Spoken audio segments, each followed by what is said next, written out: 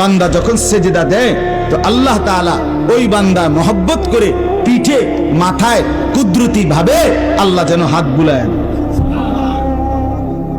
হাত বুলায়, আল্লাহ যেন মায়া করে, আদর করে। আনিস, আসছো না, আমাকে সেজদা দিলা, আচ্ছা ওঠো, ইরফা রাসাক, তোলো, মাথা তোলো, বসো। তো বান্দা বসে। তো আল্লাহ তাআলা বলে, আচ্ছা তো আর কিছু বলবা?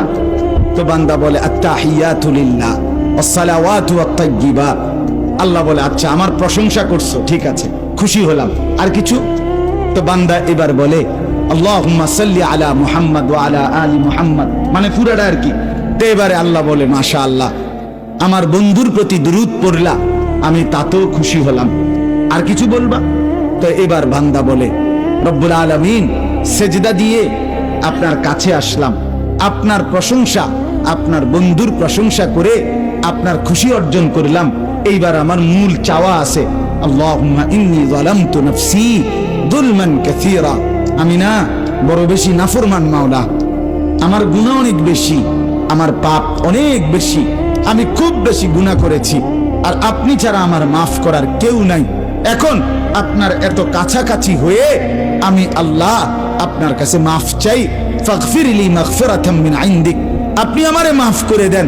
খোদার কসম, রব্বুল আলামিন বলে, দরজায় দাঁড়িয়েও যদি কোনো দুনিয়ার কারো কাছে, কোনো ব্যক্তির দাতার কাছে, দুনিয়ার কোনো দানশীলের কাছে দুয়ারে দাঁড়িয়েও যদি কেউ হাত পাতে, সে তো তাকে ফিরায় দেয় না।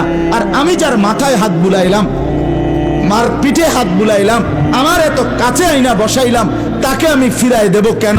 যা তোকে মাফ করে দিলাম। এই জন্য নামাজের সালাম ফিরাইয়েই সে আবার হালকা আওয়াজের সাথে সাথে বলে আল্লাহু আকবার। মানে কি? আল্লাহু আকবার অর্থ হইল, ভাই সাহেব, আল্লাহু আকবার, আমার আল্লাহ বড়, আমার আল্লাহ আমারে মাফ করে দিছে।